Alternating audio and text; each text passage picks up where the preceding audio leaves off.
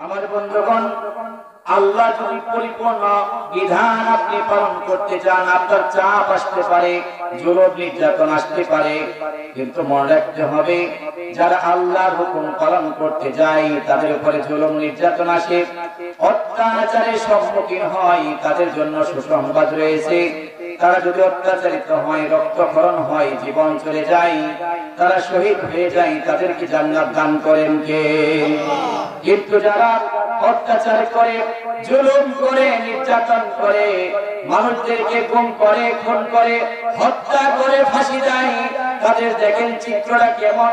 তাদেরকে দুনিয়াতে আল্লাহ লাঞ্ছিত করবে, অপমানিত করবে, আর তাদের ব্যাপারে বিরুদ্ধে আল্লাহ রাব্বুল আলামিন নিজেই কিয়ামতের ময়দানে মামলা দায়ের করবে। এজন্য আমাদেরকে বলবেন চাপ আসে, কিভাবে আমি আল্লাহর হুকুম পালন করব? না, আপনি আসতে পারে চাপ, আপনার জীবন চলে যেতে পারে, মৃত্যুতে একদিন হবে কি হবে না? আমরা চিরদিন বেঁচে থাকবো না, মৃত্যু একদিন হবেই। কিন্তু এই মৃত্যুটা যদি আমাদের হয় কল্যাণকর, এই মৃত্যুটা যদি হয় আমাদের আল্লাহ যদি খুশি অনুযায়ী, এই মৃত্যুটা যদি হয় আল্লাহর সন্তুষ্টি অনুযায়ী, তাহলে আমাদের জন্য দুনিয়ার মানুষ দেখতে পারে তার মৃত্যুর অবস্থায় হয়ে গেল, কিন্তু আল্লাহ রাজি খুশি যদি থাকে, আমার মৃত্যুতে আল্লাহ যদি সন্তুষ্ট থাকে, তাহলে আমাকে আপনাকে জান্নাত দান করবেন কে? আমার বন্ধুগণ, এই জন্য আমাদেরকে আল্লাহর বিধান অনুযায়ী আমাদেরকে চলতে হবে। এতে যা হয় হোক, দুনিয়াতে কেউ চিরস্থায়ী থাকবে না। ধনী হোক, গরিব হোক, সুখী হোক, দুঃখী হোক, দুনিয়াতে কেউ রাজা হোক, বাদশাহ হোক, দাপটের ক্ষমতার মালিক হোক না কেন, যে যেখানেই থাকুক না কেন, প্রত্যেকটা মানুষের একদিন মৃত্যু হবে। আর মৃত্যু যদি আল্লাহ রাজি খুশি অনুযায়ী না হয়, আল্লাহ সন্তুষ্টি অনুযায়ী না হয়, তাহলে আপনার জাহান্নাম ছাড়া কোনো উপায় থাকবে না। আমাদের মৃত্যুটা যেন হয় আল্লাহ রাজি খুশি অনুযায়ী। জীবনে যার মৃত্যুটা ভালো হবে, ঈমান আমল নিয়ে মৃত্যুবরণ করতে পারবে, আল্লাহ রাজি খুশি নিয়ে তার জীবনটা ভালো, সে সফল হয়ে গেল। কিয়ামতের ময়দানে ওই বান্দাই সফলতা অর্জন করবে যে কিয়ামতের ময়দানে ওই জাহান্নাম থেকে বাঁচতে পারবে, জান্নাতের মেহমান হতে পারবে। আমার বন্ধুগণ, না হয় তার বিপদ ছাড়া কিছু নয়। সফলতা অর্জন করবে ব্যক্তি যে জাহান্নাম থেকে বাঁচতে পারে, জান্নাতের মেহমান হতে পারে। আল্লাহ আমাদেরকে ওই কিয়ামতের ময়দানে জাহান্নাম থেকে মুক্ত করে জান্নাতের মেহমান করে নেন। সকলেই পড়ি আমিন। আসসালামু আলাইকুম ওয়া রাহমাতুল্লাহি ওয়া বারাকাতুহু।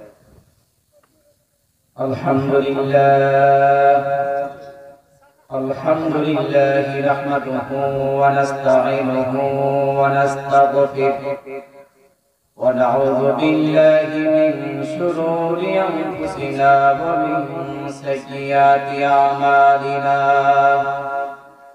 من يهده الله فلا مضل له ومن يضلل فلن تجد له وليا مرشدا ونشهد أن لا إله إلا الله وحده لا شريك له ونشهد أن سيدنا ومولانا محمدا عبده ورسوله الذي أرسله بالحق بشيرا ونذيرا وداعيا إلى الله بإذنه وسراجا منيرا فقد قال الله تعالى في كلامه المجيد وفي فرقانه الحميد أعوذ بالله من الشيطان الرجيم بسم الله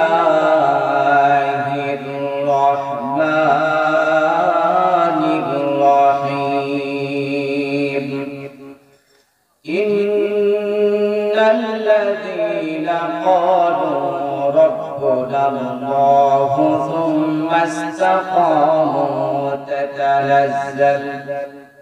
تتنزل عليهم الملائكة ألا تخافوا ولا تحزنوا وأبشروا بالجنة التي كنتم توعدون نحن أولياؤكم في الحياة الدنيا وفي الآخرة ولكم فيها ما تشتهي أنفسكم ولكم فيها ما تدعون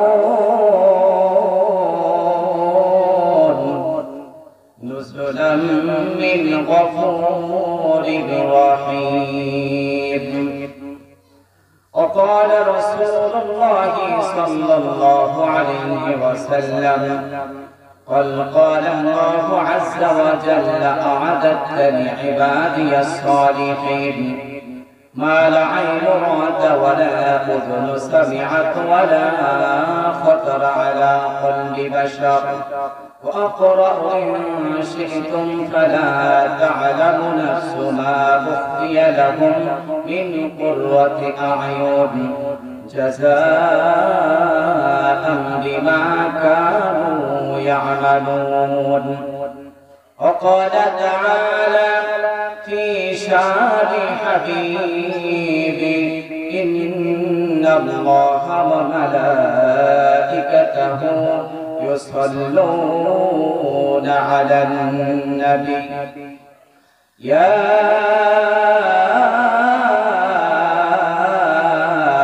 أيها الذين آمنوا صلوا عليه وسلموا تسليما. اللهم صل على سيدنا مولانا محمد وعلى علي سيدنا مولانا محمد মোরা হতে চাই প্রিয়তম তোমার মোদের কবুল করো হে পরওয়ার মোরা হতে চাই প্রিয়তম তোমার মোদের কবুল করো হে পরওয়ার মোরা যে হতে পারি সত্যবাদী যেমন ছিলেন আবু বকর মোরা যেন হতে পারি নির্ভীক সৈনিক যেমন ছিলেন নেতা ওমর। এই মোনাজাত তোমার কাছে আল্লাহ করি মোরা বারবার এই মোনাজাত তোমার কাছে আল্লাহ করি মোরা বারবার। যদি কথাটি কানে শুনে যদি আমরা আবু বকর ওমরের মতো হতে পারি আমাদেরকে জান্নাত দিবেন কে? সম্মানিত উপস্থিতি, আলহামদুলিল্লাহ লতিফপুর আকিসারা হাজী বাড়ি জামে মসজিদ ও প্রবাসী এবং এলাকাবাসীর উদ্যোগে আয়োজিত আজকে তাফসীরুল মাহফিলের সুনামধন্য সভাপতি অত্র মসজিদের ইমাম আলহাজ সৈয়দ আব্দুল কাদের সাহেব এবং কি পর্দার আড়ালে আছেন অত্যন্ত সরলা সফলা সম্মানিতা মা এবং বোনেরা। আমার সামনে প্যান্ডেলের ভিতরে আছেন দূর দূরান্ত থেকে আগত ইসলাম প্রিয় তাওহীদি জনতা। আজকের মাহফিল যিনি পরিচালনা করছেন হাফেজ আবুল কালাম। আমরা সর্বপ্রথম সকলকে নিয়ে সেই মহান ইজ্জতুল জালালের দরবারে শুকর এবং সুজুদ পেশ করছি, যিনি আমাদেরকে অত্যন্ত ভালোবেসে মেহেরবানি করে এই অত্র এলাকার মধ্য থেকে যাচাই এবং বাছাই করে মনোনীত করেছেন, নির্বাচিত করেছেন কোরআনের জন্য কবুল করেছেন সেই মহান রব্বুল আলামিনের দরবারে সকলে একযোগে উচ্চ কণ্ঠে আওয়াজ দিয়ে সকলেই বলছি আলহামদুলিল্লাহ। সম্মানিত উপস্থিতি, মাইকের আওয়াজ আমি বাহির থেকে আমার পূর্বে যারা আলোচনা করেছেন মনোমুগ্ধকর আলোচনা করেছেন, কিন্তু সাউন্ড বাহিরে কিন্তু তেমন ভিতরে বক্সের আওয়াজ ভালো পাওয়া যায় না, বাইরের সাউন্ডটা একদম বাড়াইতে হবে। আমি গত শুক্রবার এই পূর্বপাড়া মাহফিল করলাম, দেখলাম ঈশ্বরের পরে আমার আগে দুজন আলোচনা করলাম, তেমন একটা সাউন্ড পেলাম। আমি প্রধান আলোচক প্রধান বক্তা যেই মাত্র আমি উঠলাম দেখলাম যে ভলিউম বেড়ে গেল। তো ম্যাকম্যানেরা কি চালাকি করে মনে হয় যে প্রধান আলোচক উঠবে এটার ভলিউম যখন দিবে পর্যন্ত আর দিব না, এটা কমিয়ে রাখবে, এটা ভলিউম দিতে হবে, না হয় এলাকার হক আদায় হবে না। অত্র এলাকার পাশাপাশি বিভিন্ন জায়গায় প্রোগ্রাম করছি, আলোচনা শুনে তারা দেখে। এখন এলাকার লোকজন কি ঠকানো যাবে? তারা মনে মনে বলবে যে আমাদেরকে ঠকাইছে, নাকি বলে? তাই বলবে না? আলোচনা বাহিরে মাইকের আওয়াজ একটা ভালো না, সাউন্ড যদি এখন গর্জিয়াস করতে হবে, তো সুন্দর করতে হবে। জি আলহামদুলিল্লাহ, আমার পূর্বে কয়েকটা আলোচনা করেছেন, যারা কোরআন থেকে আলোচনা করে কথা বলে তাদের তাই কবুল করেন কে? আল্লাহ তাআলা। আমরা এখানে যতক্ষণ থাকবো কোরআন থেকে কথা বলবো, আমরা এখানে যতক্ষণ আছি আমরা কোরআন এবং হাদিস থেকে খুব মনোযোগ দিয়ে শুনবো, শেষ পর্যন্ত থাকবো ইনশাআল্লাহ। আল্লাহ আমাদেরকে কবুল করুন বলি আমিন।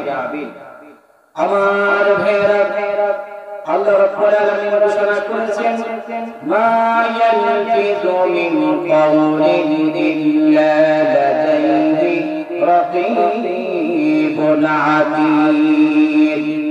মানুষের এমন কোন কথা নাই, এমন কোন কাজ নয়, এমন কোন কর্ম নয়, এমনটা নয় যেটা রেকর্ড হয় না। মানুষের প্রত্যেকটা কথা কাজ সমস্তটা রেকর্ড করেন কে? আওয়াজ দেবেন কে? আমার ভাইরা, এই জন্য আমরা এখানে যতক্ষণ থাকবো কোরআন থেকে কথা বলবো। কিয়ামতের ময়দানে হতে পারে এই কথাটুকু আল্লাহ রেকর্ড করে রাখবেন আমার আপনার জন্য। কিয়ামতের ময়দানে কোটি কোটি মানুষের সামনে ওই দিন এই সময়টুকু এই কথাগুলো যখন প্রকাশ করা হবে, ওই দিন আমরা অন্তত এই কথার বিনিময়ে হতে পারে আমরা জান্নাতের মেহমান হতে পারি। সুবহানাল্লাহ। আমার ভাইরা, যারা কোরআন মানে তারা আল্লাহর বন্ধু হয়ে যায়। কোরআন মানলে বন্ধু হয় কার? আমরা আল্লাহর বন্ধু হতে চাই কে চাই না? আর যারা কোরআন মানে না তারা শয়তানের বন্ধু বলে। নাউজুবিল্লাহ। আল্লাহ পাক বলেন, আলাম আহাদ ইলাইকুম ইয়া বানি আদম আল্লা তা'বুদুশ শাইতান ইন্নাহু লাকুম আদুউম মুবিন। ও বনি আদম, আমি কি তোমাদেরকে বলে দেই নাই, আমি কি তোমাদেরকে জানিয়ে দেই নাই শয়তান তোমাদের দুশমন, আর তোমরা শয়তানের সাথে তোমরা বন্ধুত্ব স্থাপন করো না, শয়তানের পথ অনুসরণ করো না, শয়তানের কথা তোমরা মেনে নিও না। যদি তোমরা শয়তানের কথা মানো তাহলে তোমরা বদভ্রষ্ট হয়ে যাবে। কথাটা আমার ভাইরা, এই জন্য আমাদেরকে আল্লাহর কথা স্মরণ করতে হবে, আল্লাহকেই মানতে হবে। জীবন আছে যতক্ষণ আমরা মানবো আল্লাহকে ততক্ষণ। কথা বলেন ঠিক কিনা? আমার বন্ধুগণ, রাস্তা দুইটা, একদিকে আপনি যদি আল্লাহকে স্মরণ করেন, আল্লাহকে মানেন আপনি, তাহলে আপনি আল্লাহর বন্ধু হয়ে যাবেন। আপনার দায়িত্ব, আপনার অভিভাবক গার্জিয়ান আল্লাহ নিজে হয়ে যাবে। আর যদি কোরআন না পারেন, কোরআন অনুসরণ না করেন, আল্লাহকে অনুসরণ না করেন, তাহলে আপনার বন্ধু হয়ে যাবে শয়তান। শয়তান আপনাকে ধোঁকা দিয়ে বোকা বানিয়ে আপনাকে বদভ্রষ্ট করে দিবে। ফারিকুন ফিল জান্নাতি ওয়া ফারিকুন ফিস সাঈর। একটা রাস্তা হলো জান্নাতের, আর একটা জাহান্নামের রাস্তা।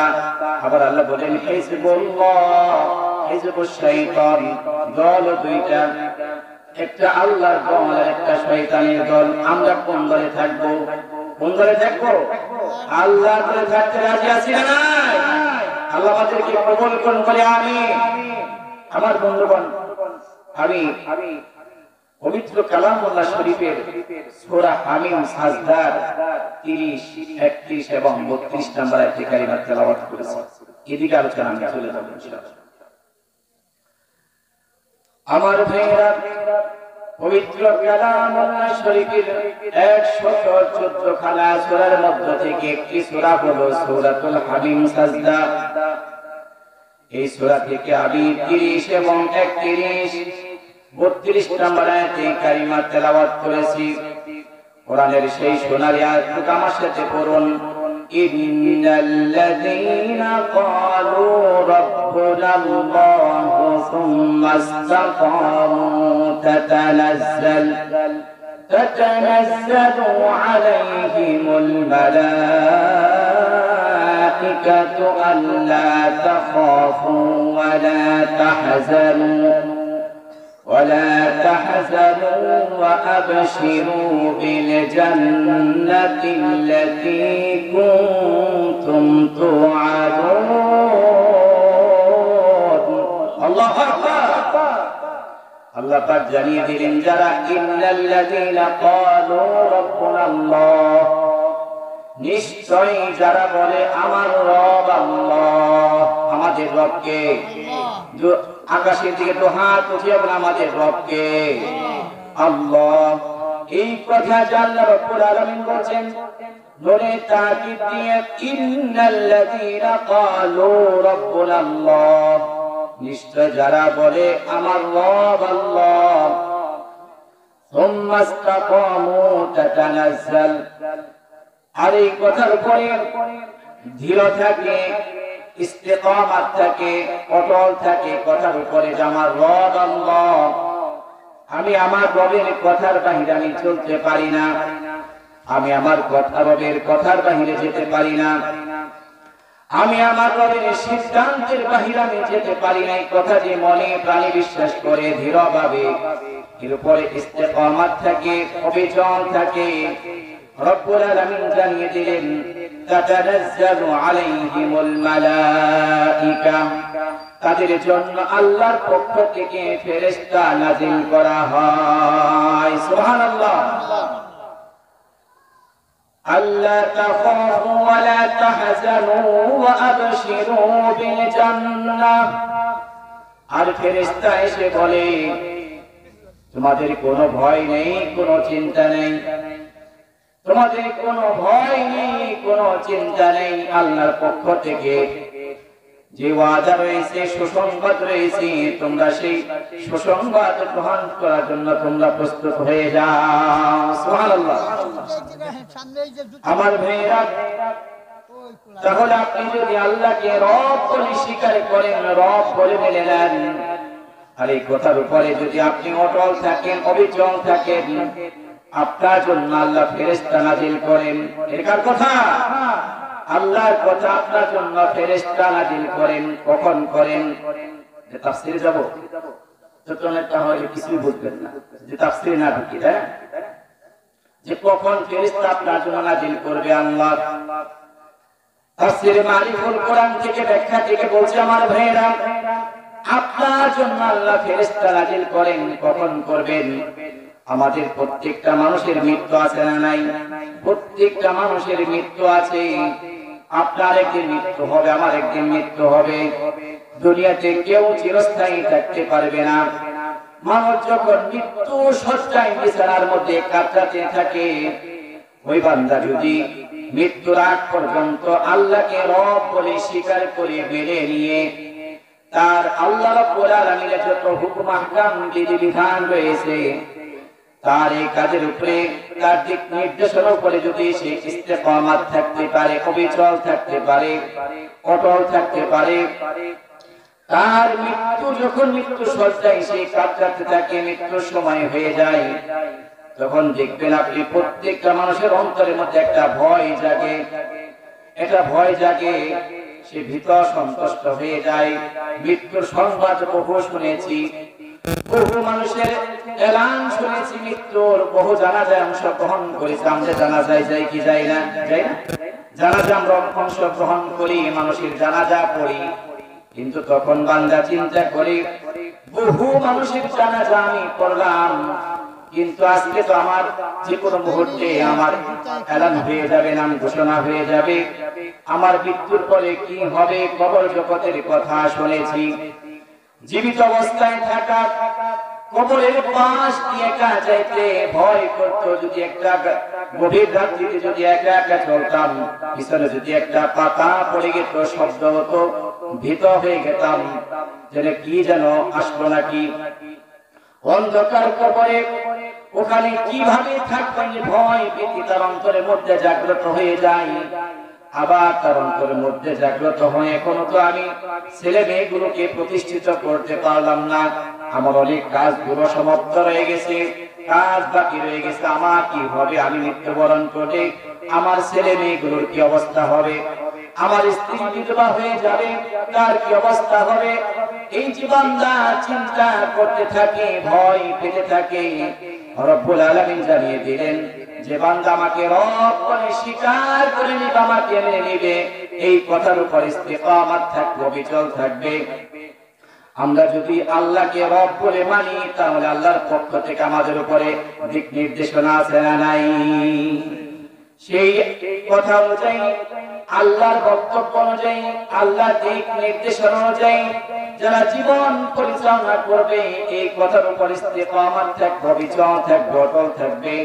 যখন বান্দা মৃত্যুর শয্যায় কাতরাতে থাকবে, ভয় পেতে থাকবে, আল্লাহ রাব্বুল আলামিন তার পক্ষ থেকে একদল ফেরেশতা রহমতের তার কাছে নাজিল করা হয়।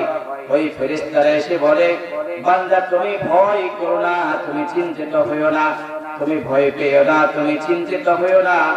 তোমার যা ঘাটতি রয়েছে, তোমার ছেলে মেয়ের দায়িত্ব, তোমার স্ত্রীর দায়িত্ব, তুমি এগুলো তুমি টেনশন করছো না। না, কবর জগতের কথা তুমি ভয় পাচ্ছ, কবরে কি হবে তোমার, না, কোনো টেনশন নাই, কোনো ভয় নাই। আমরা তোমাদের জন্য দায়িত্ব গ্রহণ করছি। রব্বুল আলামিন তোমার যত অসমাপ্ত কাজ রয়েছে, সমস্তটার সমাপ্ত করার দায়িত্ব রব্বুল আলামিন নিজে নিয়েছেন। সুবহানাল্লাহ বলবেন না? আমার ভাইরা, এইভাবে একদম ফেরেশতা আপনার জন্য নাজিল করা হয়। ফেরেশতারা এসে সান্ত্বনা দেয়, ও বান্দা তুমি ভয় করো না, তুমি চিন্তিত হইও না, তোমার কোনো ভয় নাই, কোনো টেনশন নাই। আল্লাহ তাখাফু ওয়া লা তাহজানু আবশিরু বিল জান্নাহ। ও বান্দা, তোমাকে আল্লাহ যে প্রতিশ্রুতি দিয়েছে, তুমি সেই সুসংবাদ গ্রহণ করার জন্য তুমি প্রস্তুত হয়ে যাও। তোমার কোনো ভয় নাই, কোনো চিন্তা নাই। এই যে আমরা এসেছি তোমার কাছে, কবর জগতে আমরা থাকবো, শুধুমাত্র দুনিয়া নয়, আখিরাত পর্যন্ত, তোমাকে জান্নাত পর্যন্ত দায়িত্ব আমাদের হয়ে যায়। বলেন সুবহানাল্লাহ। আমার ভাইরা, আল্লাহ রাব্বুল আলামিন সূরা হামিম সিজদার 31 নম্বর আয়াতে কারিমার মধ্যে ঘোষণা করলেন, নাহনু আউলিয়াউকুম ফিল হায়াতিদ দুনিয়া ওয়া ফিল আখিরাহ ওয়ালাকুম ফিহা মা তাশতাহি আনফুসুকুম ওয়ালাকুম ফিহা মা তাদউন। আল্লাহু আকবার।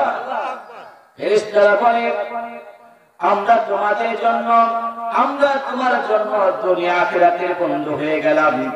আমাদেরকে আল্লাহ তোমার জন্য দায়িত্ব দিয়েছে, তোমার জন্য পাঠিয়ে দিয়েছে। শুধুমাত্র তোমার মৃত্যুকালীন সময় আমরা তোমার পাশে থাকবো তা নয়, দুনিয়া এবং আখিরাত তোমাকে দুনিয়াতে সাপোর্ট দিয়ে তোমাকে সেভ করে কবর জগতের জিন্দেগি পাড়ি দিয়ে কিয়ামতের ময়দান যখন কায়েম হয়ে যাবে, কিয়ামতের ময়দানের যতগুলো ঘাটি আছে আমরা পাড়ি দিয়ে তোমাকে বান্দা জান্নাত পর্যন্ত আমরা পৌঁছিয়ে দেব। সুবহানাল্লাহ। আমরা সেই জান্নাতে যেতে চাই কি চাই না? কে কে চায় হাত জেগে দেখাই। আল্লাহ আমাদেরকে কবুল করুন বলে আমিন। সেই জান্নাতে যাওয়ার জন্য আমাদেরকে আল্লাহ যে কথাগুলো আছে আমাদের জানার দরকার আছে না নাই? শুধু জানতে হবে না, মানতেও হবে। মানতে হবে না, মানতেও হবে। আমার ভাইরা, তাহলে আল্লাহ পাক বলেন, ফেরেশতারা বলে যায় যে আমরা তোমার দুনিয়া আখিরাতের বন্ধু। শুধুমাত্র বন্ধু নয়, কেমন বন্ধু? নাহনু আউলিয়াউকুম ফিল হায়াতিদ দুনিয়া ওয়া ফিল আখিরাহ ওয়া লাকুম ফিহা মা তাশতাহি আনফুসুকুম ওয়া লাকুম ফিহা মা তাদউন। বান্দা যখন মৃত্যু শয্যায় কাতরাতে থাকে, এই ফেরেশতার একটি দল এসে তার পাশে বসে যায়। আর আল্লাহ রাব্বুল আলামিন ডাক দেন, ফেরেশতারা বলে, ইয়া আইয়াতুহান নাফসুল মুতমাইন্নাহ, হে প্রশান্ত মন, হে প্রশান্ত হৃদয়, ইরজিই ইলা রাব্বিকি রাদিয়াতাম মারদিয়াহ। আল্লাহু আকবার। আল্লাহ বলে যে বান্দা, তুমি তোমার রবের জন্য পালনকর্তার নিকটে সন্তুষ্ট চিত্তে, আনন্দ চিত্তে তুমি রওনা হয়ে যাও, তুমি ফিরে যাও তার কাছে। তুমি আনন্দ চিত্তে, তোমার কোনো ভয় নাই, কোনো টেনশন নাই। ফাদখুলি ফি ইবাদি, আল্লাহ বলে, এবং আমার অতঃপর তোমরা কি পাও? আমার জান্নাতি বান্দাদের অন্তর্ভুক্ত হয়ে যাও। সুবহানাল্লাহ বলেন। আমার ভাইরা, তাহলে আমরা সেই আল্লাহ জান্নাতের মেহমান হতে চাই কি চাই না? যখন বান্দাকে একজন ফেরেশতা জান্নাতের ভিতরে ঢুকিয়ে দিবে, আল্লাহ বলে, তাদের জন্য আমি কি রেখে দিয়েছি? তাদের জন্য সব আছে, তাদের মন যা চাই তা যাবে, সেখানে রেখে দেওয়া হয়েছে। নাহনু আউলিয়াউকুম ফিল হায়াতিদ দুনিয়া ওয়া ফিল আখিরাহ ওয়া লাকুম ফিহা মা তাশতাহি আনফুসুকুম ওয়া লাকুম ফিহা মা তাদউন। বান্দা যখন জান্নাতের মধ্যে যাবে, সেখানে বান্দার জন্য মন যা চাই তা সব রেখে দেওয়া হয়েছে। ওই দিন বান্দা দেখবে, চিন্তা করবে, দুনিয়াতে গরিব ছিলাম, টাকা পয়সা ছিল না, কবুতরের ভোনা গোশত মন চাইতো খেতে, কিন্তু খেতে পারতাম না। এরকম মানুষ আছে না নাই? আছে না নাই? হরিণের গোশত খেতে চাই, মন চাই, কিন্তু খেতে পারি নাই। এমপি মন্ত্রী কোটিপতি যারা টাকাওয়ালা যারা, তারা খেত দামি দামি ইলিশ মাছগুলো, হরিণের গোশত খেত, আমরা খেতে পারি নাই। ওই দিন বান্দা শুধু মনের মধ্যে ইচ্ছা পোষণ করবে, যদি হরিণের বোনা একটু গোশত খেতে পারতাম। আল্লাহ রাব্বুল আলামিন বলে, আমি তাদের জন্য এমন নিয়ামত রেখে দিয়েছি, মুহূর্তের মধ্যে তার সামনে জান্নাতি আয়োজনে নিয়ামতে পাক হয়ে তার মুখের কাছে হরিণের ভোনা গোশত চলে আসবে। বলেন সুবহানাল্লাহ। তিনি হচ্ছেন আল্লাহ। কাদের জন্য? ইন্নাল্লাযীনা ক্বালু রাব্বুনাল্লাহ, আল্লাহ নুনের তাকিদ দিয়ে বসল, অবশ্যই নিশ্চয় যারা বলে আমার রব আল্লাহ, আমাদের রবকে আল্লাহ, এই কথা যে সাক্ষ্য দেয়, এই কথা যে বলে এবং এরপরও বিচল থাকবে, অটল থাকবে, তাদের জন্য হলো মৃত্যু থেকে নিয়ে জান্নাত পর্যন্ত আল্লাহ তাআলা ফেরেশতা নিয়োগ করে দিবেন। তারা তাকে দুনিয়ার সমস্ত ঘাটিগুলো পাড়ি দিয়ে, আখিরাতের সমস্ত ঘাটিগুলো পাড়ি দিয়ে তাকে একেবারে জান্নাতের ভিতরে ঢুকিয়ে দিবেন। বলেন সুবহানাল্লাহ। নুজুলাম মিন গফুরির রহিম। অতঃপর এটা কি? যেটা ক্ষমাশীল করুণাময়ের পক্ষ থেকে তোমাদের জন্য সাদর আপ্যায়ন। সুবহানাল্লাহ। এখন কথা হলো, যারা এই কথা বলে আমাদের রব আল্লাহ, এই কথার উপরে অটল থাকতে হবে, মৃত্যুর আগ পর্যন্ত অবিচল থাকতে হবে, দৃঢ় থাকতে হবে। যারা থাকতে পারবে তাদের জন্য এই সুসংবাদ দেওয়া হয়েছে। এখন আমাদের মনে হতে পারে যে কত তো সুসংবাদ শুনি, কিন্তু সেটা তো কার্যকর হয় না। এমপি মন্ত্রী নেতা নেত্রী কত সুসংবাদ দেয়, কত কিছু বলে, কিন্তু সেটা একটা বাস্তবায়ন হয় না। এরকম আছে না নাই? আমার ভাইরা, দুনিয়ার মানুষের এভাবে সুসংবাদ, দুনিয়ার মানুষের ওয়াদা প্রতিশ্রুতি সেটা হতেও পারে না হতে পারে, কিন্তু আল্লাহ রাব্বুল আলামিন যে প্রতিশ্রুতি দিয়েছেন এটা কখনো বিন্দু পরিমাণ মিস হবে না।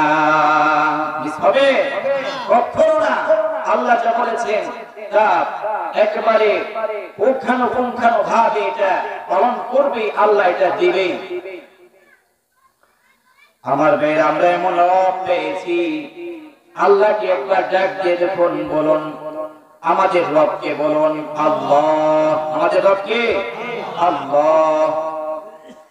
এই যে রব আল্লাহকে আল্লাহ বলে ডাক দিলে যতটা মনের মধ্যে শান্তি পাওয়া যায়, আপনি একবার চিন্তা করুন, দেখুন তো দুনিয়ার কোন মানুষকে এভাবে ডাক দিয়ে কি মনের মধ্যে শান্তি পাওয়া যায়? যায়? কখনো না। আপনি যাকে ডাক দেন, আপনি যদি আপনার ভাইকে ডাক দেন, ডাক্তার বলে চিন্তা করেন যে ভাই তো আমার সাথে ধোঁকাবাজি করে, আছে না নাই? আপনি যদি চাচাকে ডাক দেন, ডাক্তার পরে বলেন চাচাকে তো আমি ভালোবাসি, কিন্তু চাচা আমার সাথে শুধু ধোঁকাবাজি প্রতারণা করে। ভাতিজাকে ডাক দিবেন আপনি, আপনার নেতাকে আপনি ডাক দিবেন, কিন্তু শান্তি পাবেন না। ডাক্তার সাথে সাথে আপনার অন্তর মন বলে দেয় আমি তাকে তার জন্য কত কিছু পরিশ্রম করি, কিন্তু সে তো আমাকে বাস দেয়, আছে না নাই? কিন্তু আমার রব এমন একজন, আমাদের রব, আমরা রবকে পেয়েছি, যাকে ডাক দিলে আমাদের কলিজা জুড়িয়ে যায়, প্রাণ ভরে যায়, আমাদের আর অপরাঙ্গ বলতে কিছুই থাকে না। মনের মধ্যে এমন শান্তি পাওয়া যায়, তৃপ্তি পাওয়া যায়, যা দুনিয়ার কাউকে কোনোদিন দিকে কোনোদিন এরকম শান্তি তৃপ্তি পাওয়া যায় না। কথা বল ঠিক কিনা আমার ভাইয়েরা?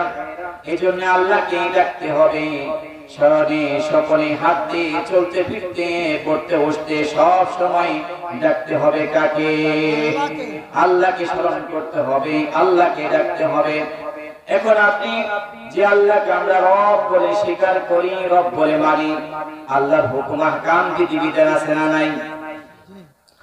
আল্লাহকে আপনাকে যে কথা শোনালাম, আপনাদেরকে এই সুসংবাদের কথা শোনালাম কোরআন থেকে, এই কথাগুলো, এই সুসংবাদ জান্নাত তাদেরকেই দিবেন আল্লাহ, যারা আল্লাহর কথা মেনে চলে, আল্লাহর হুকুম মেনে চলে, আল্লাহর বিধান মেনে চলে। কিন্তু আমাদের অবস্থাটা এমন দাঁড়িয়েছে, আমাদের কোরআনের সাথে, হাদিসের সাথে, ইসলামের সাথে, আমাদের কাজকর্মের সাথে যতক্ষণ মিলে ততক্ষণ মানি, না মানলে আর মানি না। কথা বলেন ঠিক কিনা? এরকম মানুষ আছে না নাই? এরকমটা হবে না। কোরআন আপনার বিরুদ্ধে যেতে পারে, বিরুদ্ধে বলতে আপনার মন মতো না হতে পারে। আপনাকে চিন্তা করতে হবে, আমার কাজটা যদি কোরআনের সাথে না মিলে, বুঝতে হবে আমি ভুলের মধ্যে রয়েছি, কোরআনের সাথে আমার কাজটাকে মিলাতে হবে।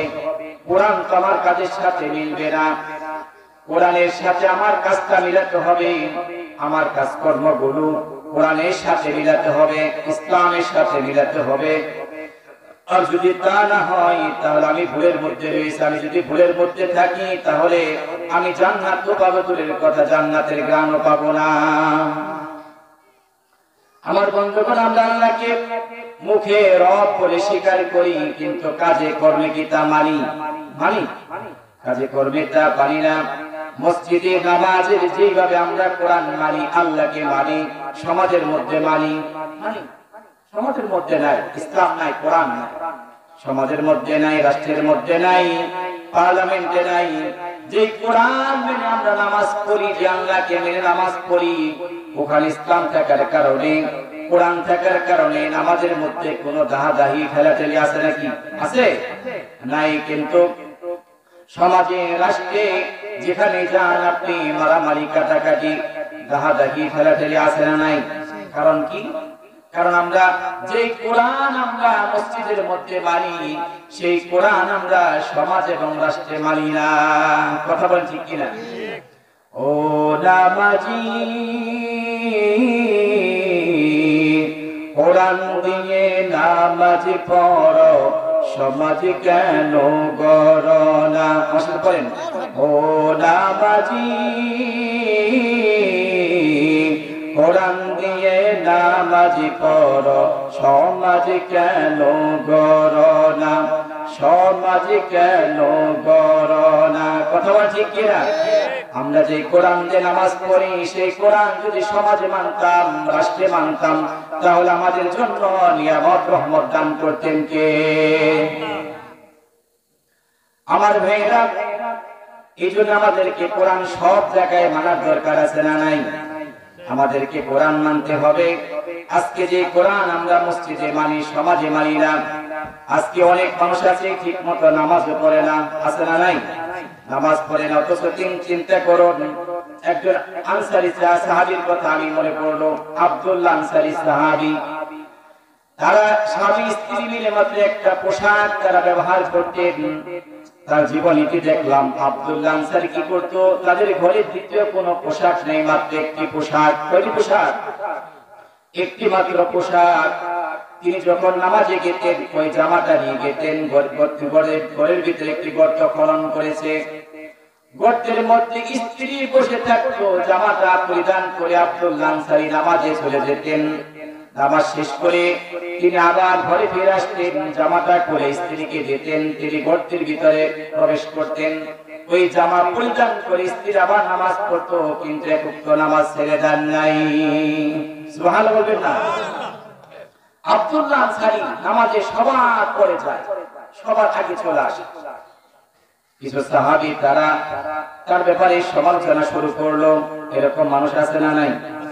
দেখবেন যেখানে যাই, চা হোস্টেলে, অমুক জায়গায়, তমুক জায়গায়, এক অপরে খালি গীবত, সমালোচনা, প্রশংসা, আছে না নাই? জেনে না জেনে।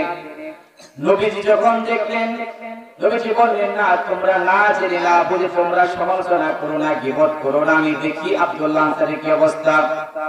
সাহাবীরা বলতেছে, ইয়া রাসূলুল্লাহ, আব্দুল্লাহ আনসারী কি নামাজ পড়ে, সবার শেষে মসজিদে আসে, সবার আগে মসজিদ থেকে বের হয়ে যায়। নবীজি বললেন, তার ব্যাপারে তোমরা সমালোচনা করো না, আমি দেখি, খবর নিয়ে দেখি। নবীজি আব্দুল্লাহ আনসারীর বাসায় চলে গেলেন, দরজার পাশে দাঁড়িয়ে সালাম দিলেন।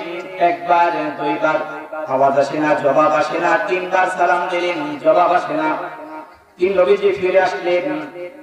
আব্দুল্লাহ আনসারী তখন গর্তের ভিতরে উলঙ্গ অবস্থায় বসা, তার জামা খুলে স্ত্রীকে দিয়েছে, স্ত্রী নামাজ আদায় করছে। এই জন্য আব্দুল্লাহ আনসারী নবীজির সালামের জবাব দিতে পারে নাই। আব্দুল্লাহ আনসারী স্ত্রী যখন নামাজ শেষ করলেন, বলেন, তাড়াতাড়ি দাও, জামা দাও, আমি নবীজি এসেছিল, তিনি বেয়াদবি হয়ে গেল, তার সালামের জবাব আমি দিতে পারি নাই, আমি তার সাথে সাক্ষাৎ করতে পারি নাই, কেন নবীজি এসেছিলেন? আব্দুল্লাহ আনসারী সাথে সাথে তিনি জামা পরে নবীজির পিছনে দৌড়ালেন, যে পায়ে করেছে, ইয়া রাসূলুল্লাহ, ইয়া হাবিবাল্লাহ, আমার ভুল হয়েছে, অন্যায় হয়েছে, আপনি গিয়েছিলেন, আমি তো আপনার সালামের জবাব আমি দিতে পারি নাই। নবীজি, আব্দুল্লাহ আনসারী, তোমার ব্যাপারে দেখি তুমি সবার শেষে তুমি নামাজে যাও, সবার আগে চলে আসো, কারণটা কি? আব্দুল্লাহ আনসারী বলছে, ইয়া রাসূলুল্লাহ, ইয়া হাবিবাল্লাহ, আমরা স্বামী স্ত্রী দুইজন মানুষ, আমাদের দুইজন মানুষ মিলে মাত্র একটি জামা, আমাদের কয়টি জামা? একটি জামা আমাদের ঘরের মধ্যে, দ্বিতীয় কোনো জামা আমাদের নেই। এই জন্য আমি যখন নামাজে আসি, আমার স্ত্রীকে একটি গর্ত খনন করেছি, গর্তের ভিতরে বসিয়ে রেখে আমি জামাটা পরিধান করে নামাজে চলে আসি। আবার নামাজ শেষ করে আমি তাড়াতাড়ি সবার আগে চলে যাই, আমি গর্তের ভিতরে ঢুকে যাই, ওই জামা পরে স্ত্রীকে দেই, স্ত্রী এরপর আবার নামাজ আদায় করে। আমি যখন আপনি সালাম দিয়েছেন, তখন আমি গর্তের ভিতরে বসা উলঙ্গ অবস্থায় আমার স্ত্রী নামাজ আদায় করছে জামা পরে, এই জন্য আমি আপনার সালামের জবাব দিতে পারি নাই। নবীজি কি করলেন? বলে, আব্দুল্লাহ আনসারী রে, দেখি তোমার গর্ত কেমন। নবীজি দেখলেন, তার গর্তটা দেখালেন, দেখলেন মানসম্মত গর্ত রয়েছে। তারা একটা জামা নিয়ে তারা দুইজন মানুষ মিলে স্বামী স্ত্রী নামাজ আদায় করে। এরপর তারা পর্দার খিলাফ করে না, লঙ্ঘন করে না, নামাজ ও আল্লাহর হুকুম ছেড়ে দেয় না। আল্লাহু আকবার।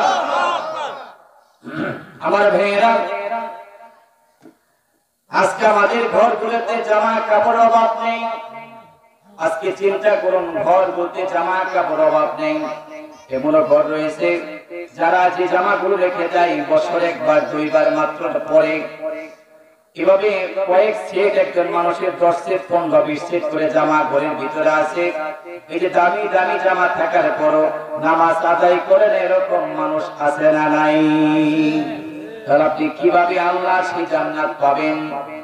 আপনি যদি আল্লাহর সেই সুসংবাদ প্রাপ্ত জান্নাত আপনি পেতে চান, আল্লাহ যে জান্নাতের ওয়াদা করেছেন, ইস্তেকামাত থাকতে পারেন আল্লাহর উপরে, আমাদের রব আল্লাহ এই কথার উপরে, তাহলে আমাদেরকে জান্নাত দিবেন কে? কিন্তু আপনাকে তো এই কথার উপর ইস্তেকামাত থাকতে হবে, বিচল থাকতে হবে, অটল থাকতে হবে। আল্লাহ যত বিধিবিধান রয়েছে সেগুলো পালন করতে হবে, আমল করতে হবে। তাহলে এটা আল্লাহর যে প্রতিশ্রুতি ওয়াদা, সেটা আপনি সুসংবাদ দিয়েছেন, আল্লাহ সেই সুসংবাদ অনুযায়ী আপনি জান্নাতের মালিক হয়ে যাবেন। কথা বলেন ঠিক কিনা? আমার বন্ধুগণ, আল্লাহ যদি পরিপূর্ণ বিধান আপনি পালন করতে চান, আপনার চাপ আসতে পারে, জুলুম নির্যাতন আসতে পারে, কিন্তু মনে রাখতে হবে যারা আল্লাহর হুকুম পালন করতে যায় তাদের উপরে জুলুম নির্যাতন আসে, অত্যাচারের সম্মুখীন হয়, তাদের জন্য সুসংবাদ রয়েছে। তারা যদি অত্যাচারিত হয়, রক্তক্ষরণ হয়, জীবন চলে যায়, তারা শহীদ হয়ে যায়, তাদেরকে জান্নাত দান করেন কে? কিন্তু যারা অত্যাচার করে, জুলুম করে, নির্যাতন করে, মানুষদেরকে গুম করে, খুন করে, হত্যা করে, ফাঁসি দেয়, তাদের দেখেন চিত্রটা কেমন? তাদেরকে দুনিয়াতে লাঞ্ছিত করবে, অপমানিত করবে, আর তাদের ব্যাপারে বিরুদ্ধে আল্লাহ রাব্বুল আলামিন নিজেই কিয়ামতের ময়দানে মামলা দায়ের করবেন। এজন্য আমাদের কি বলবেন? চাপ আসে, কিভাবে আমি আল্লাহর হুকুম পালন করব? না, আপনি আসতে পারে চাপ, আপনার জীবন চলে যেতে পারে, মৃত্যুতে একদিন হবেই, হবে কি হবে না? আমরা চিরদিন বেঁচে থাকবো না, মৃত্যু একদিন হবেই। কিন্তু এই মৃত্যুটা যদি আমাদের হয় কল্যাণকর, এই মৃত্যুটা যদি হয় আমাদের আল্লাহ যদি খুশি অনুযায়ী, এই মৃত্যুটা যদি হয় আল্লাহর সন্তুষ্টি অনুযায়ী, তাহলে আমাদের জন্য দুনিয়ার মানুষ দেখতে পারে তার মৃত্যুর অবস্থায় হয়ে গেল, কিন্তু আল্লাহ রাজি খুশি যদি থাকে, আমার মৃত্যুতে আল্লাহ যদি সন্তুষ্ট থাকে, তাহলে আমাকে আপনাকে জান্নাত দান করবেন কে? আমার বন্ধুগণ, এই জন্য আমাদেরকে আল্লাহর বিধান অনুযায়ী আমাদেরকে চলতে হবে। এতে যা হয় হোক, দুনিয়াতে কেউ চিরস্থায়ী থাকবে না। ধনী হোক, গরিব হোক, সুখী হোক, দুঃখী হোক, দুনিয়াতে কেউ রাজা হোক, বাদশা হোক, দাপটের ক্ষমতার মালিক হোক না কেন, যে যেখানেই থাকুক না কেন, প্রত্যেকটা মানুষের একদিন মৃত্যু হবে। আর মৃত্যু যদি আল্লাহ রাজি খুশি অনুযায়ী না হয়, আল্লাহ সন্তুষ্টি অনুযায়ী না হয়, তাহলে আপনার জাহান্নাম ছাড়া কোনো উপায় থাকবে না। আমাদের মৃত্যুটা যেন হয় আল্লাহ রাজি খুশি অনুযায়ী। জীবনে যার মৃত্যুটা ভালো হবে, ঈমান আমল নিয়ে মৃত্যুবরণ করতে পারবে, আল্লাহ রাজি খুশি নিয়ে তার জীবনটা ভালো, সে সফল হয়ে গেল। কিয়ামতের ময়দানে ওই বান্দাই সফলতা অর্জন করবে যে কিয়ামতের ময়দানে ওই জাহান্নাম থেকে বাঁচতে পারবে, জান্নাতের মেহমান হতে পারবে।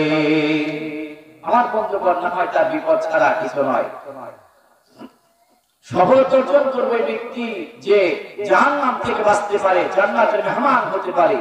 আল্লাহ আমাদেরকে ওই কিয়ামতের ময়দানে জাহান্নাম থেকে মুক্ত করে জান্নাতের মেহমান করে নিন। সকলেই পড়ি আমিন।